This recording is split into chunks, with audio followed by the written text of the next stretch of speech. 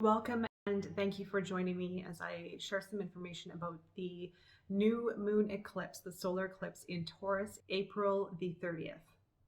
We are already in the energy of the eclipse, so many of you may be feeling some of this energy already.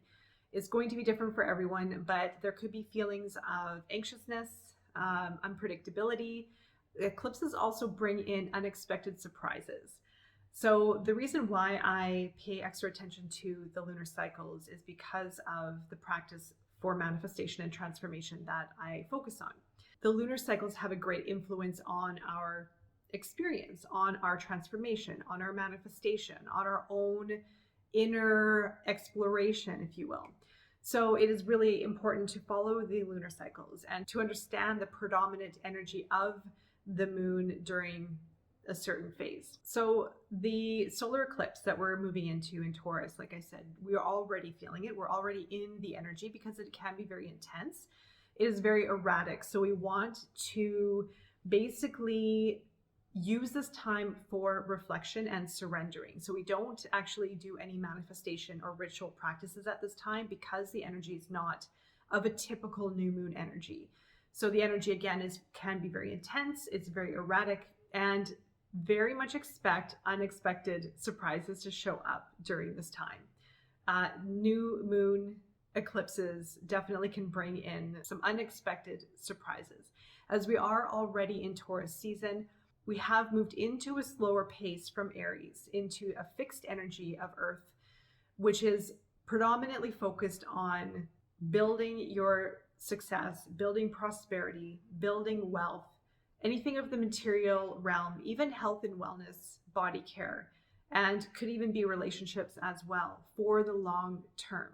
This is all about long-term investments right now. It's all about thinking into the future and what can be done right now to help build your dreams for your long-term goals. And the predominant energy is going to be around finances, success, and career. So during this new moon, you want to take some time to reflect.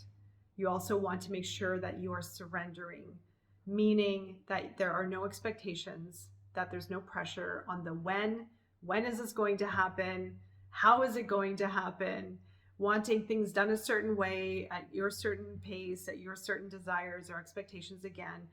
Trying to let go of control, trying to let go of the timelines and expectations, and just allowing for things to unfold naturally. And as I mentioned, there may be some unexpected surprises, but do use this time to ground into Earth energy, into the practical, and focus on what you can do right now to build out whatever you're wanting for long term. What does long term mean for you? Is it several years?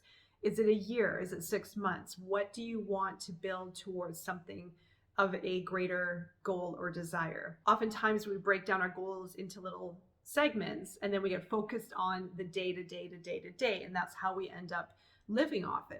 But this is a different outlook. This is a different perspective.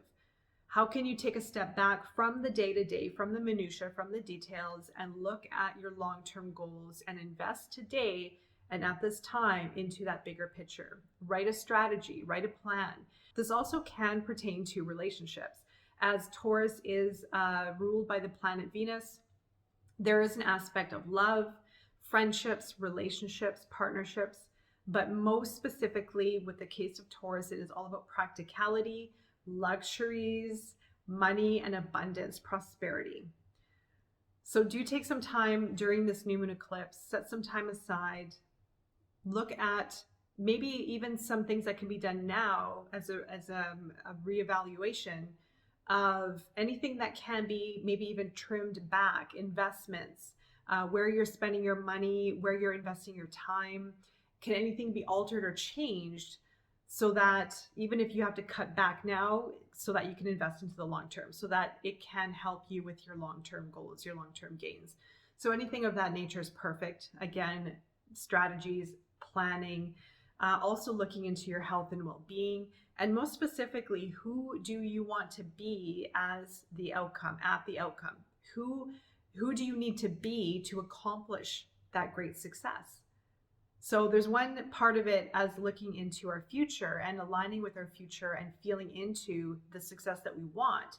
But since we're creating it, we also need to align with who do I need to be and what do I need to do from my side to make that happen? Do I need to increase my confidence? Do I need to change my mental outlook? Do I need to change my mindset?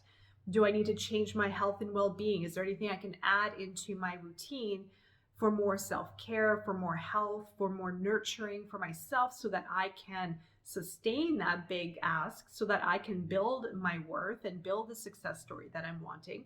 So do look at all these areas in your life. They're all going to be very important and they're all connected and they are all going to play a significant role. As I mentioned, traditional ritual practices during the eclipses and manifestation practices do change. So try not to go into the traditional ritual practices, but reflection and goal setting and alignment is very important. It also helps you keep on track with what it is that you're wanting to create. So part of manifestation is staying on track with what we want. It's easy to cast our intentions out into the universe and wanting certain outcomes, but then oftentimes we can forget about that. And then we end up moving into old patterns or just into the day-to-day demands.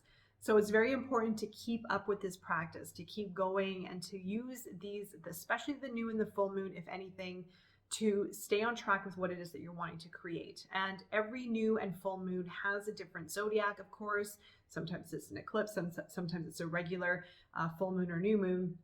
But regardless, the energy is always changing. So it allows for us to pinpoint a certain aspect of our life to look at and to evaluate and to use as an area of focus for improvement, for transformation, and to help us achieve our dreams and desires. And also, of course, to learn more about ourselves. And remember, the moon is tied to our intuition, to emotions, and to creation.